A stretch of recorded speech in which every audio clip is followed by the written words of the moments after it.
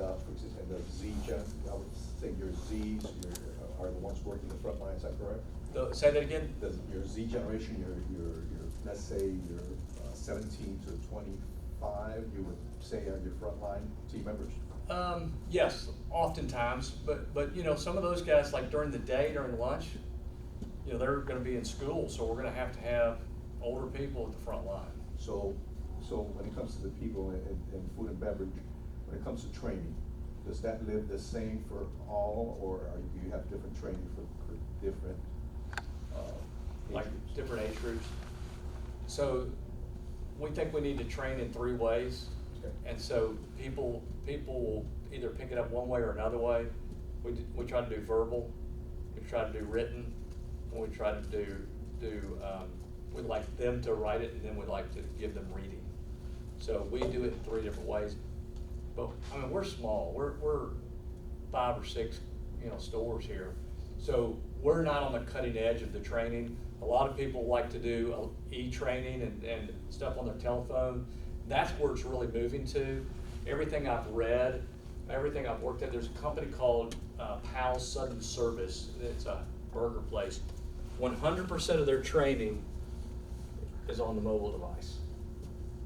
Everybody comes in and they have an app and they get on there. So we're not on the cutting edge we need to be. And I see a great deal of food and beverage, the food cost is getting so exorbitant now that, as you were saying, the payroll and the food costs that normally the people are getting smaller staff is where a lot of the companies are going. Do you see that in your field, or do you think that? So back in the old days, this was by far and away the biggest expense in the restaurant, the food. The people were the second biggest expense. But today, with the unemployment rate we have, the people have become the biggest expense. So what's happening in the industry is there's a lot of people moving toward robotics and things like that to try to eliminate, and equipment, trying to eliminate the number of people, just because we don't have enough people. The people that aren't working might not want to work. And so that's what I'm seeing. And you know, for us, you know, most people in the restaurant business talk about this. That's the prime cost you want. That's called prime cost. You got labor and you got food, and everybody wants to have that cost at about 60% on the prime cost. And so as people edging up, I'm seeing people trying to pull food down. That's what I'm seeing in the industry. Thank you. Yeah, absolutely.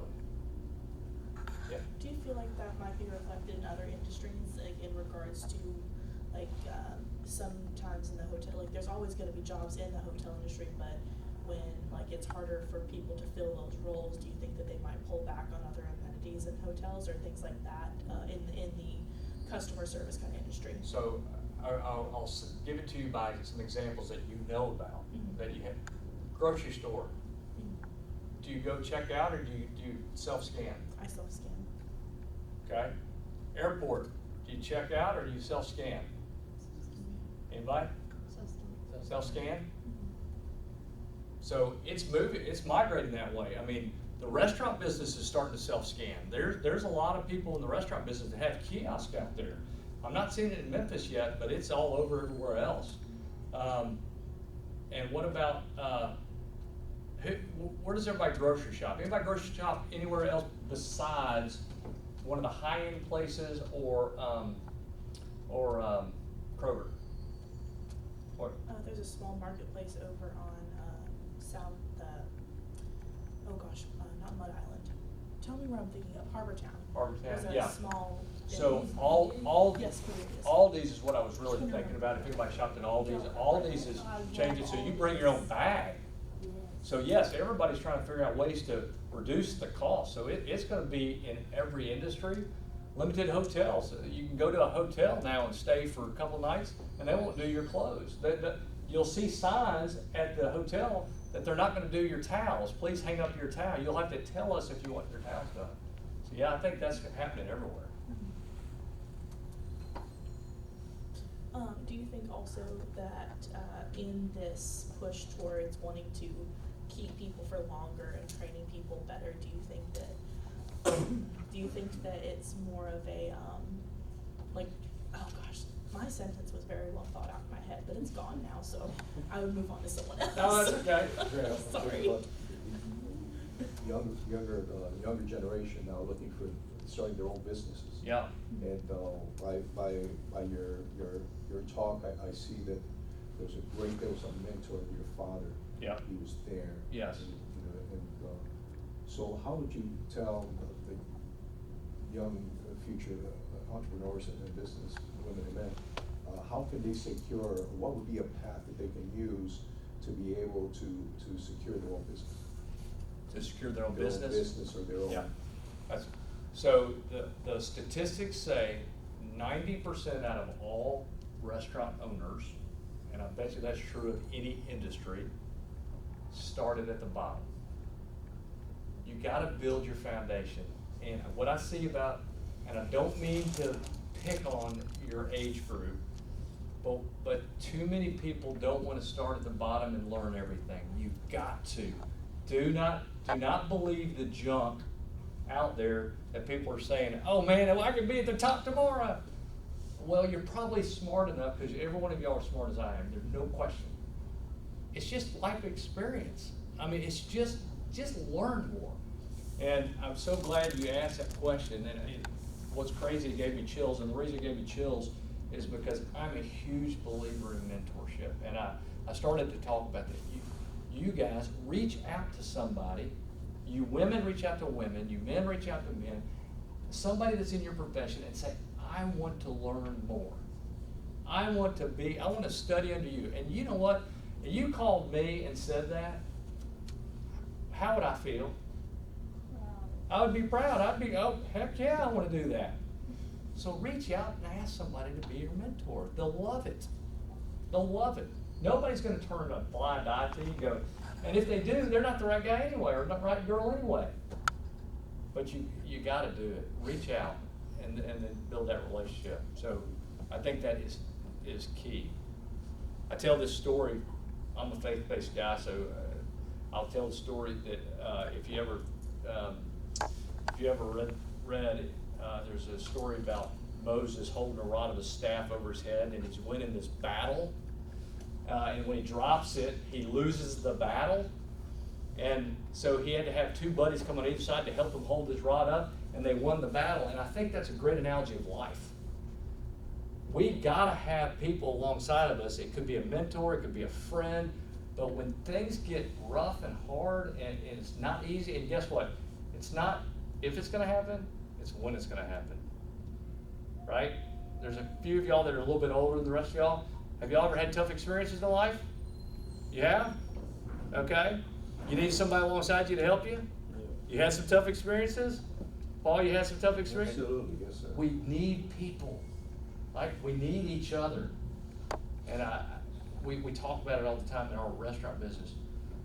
Any one of you guys, if you wanted to, could walk in my store right now, get a job, and if you provided value to my company, you would rise to the top. Now, you wouldn't be the general manager, but we would start grooming you, because you'd say, I want to do this, and I want to do more, I want to learn more. Man, if you're a sponge and you want to help and you provide value to the company's goals, you guys are gonna go as high as you want. But it's the people that walk in and just want to punch in, punch out.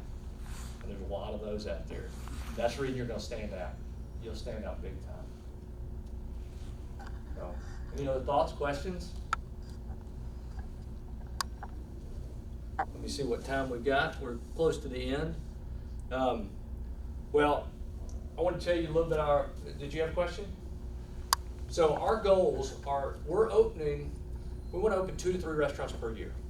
So ask a question about, what we did. I went out and got some investors in this new brand that I've got.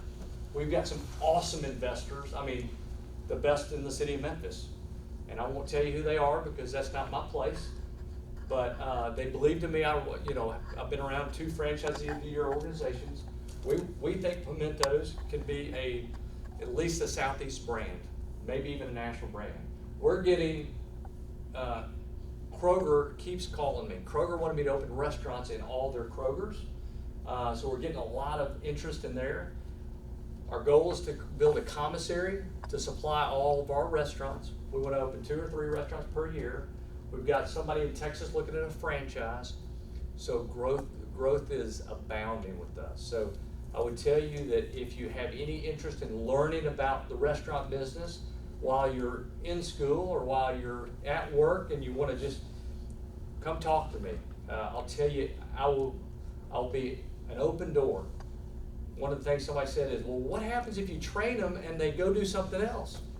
I said, man, that's a feather in my cap. The guys who own Soulfish, y'all ever been to Soulfish? They worked for me at one time. I'm proud of them, man. Are smarter than I am. I'm not smarter than they are. They're great guys. I got people all over the city that used to work for our company that are presidents of banks, that are lawyers, that are doctors, and you know what they always tell me? I appreciate the values that you had in your company, and that you had a vision, and you had a mission, and you had values. So I would tell you, if you try to find a company or a mentor that doesn't have a mission, vision, and values, it's not a place to be. Make sure, ask that question. What's your vision? What's your mission? What are your values? So that's what I'd leave you on is make sure you know that.